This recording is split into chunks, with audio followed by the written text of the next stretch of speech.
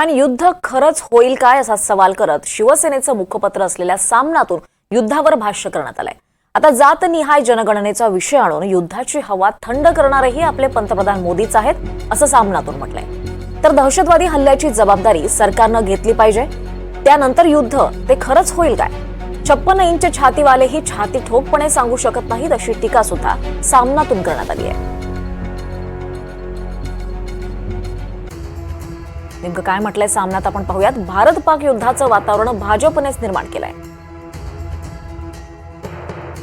त्यानंतर जातनिहाय जनगणनेचा विषय आणला। हा विषय आणून युद्धाची हवा थंड करणारेही मोदीच। दहशतवादी हल्ल्याची जबाबदारी सरकारनं घेतली पाहिजे। 24 तासात पाकिस्तान विरोधात कारवाई व्हायला हवी होती, पण मोदी बिहार निवडणूक प्रचारात व्यस्त आहे। मोदी यांनी दिल्लीतच थांबायला हवं होतं। राहुल गांधी अमेरिका दौरा रद्द करून दिल्लीत थांबले। गृहमंत्री अमित शहा कुठे आहेत?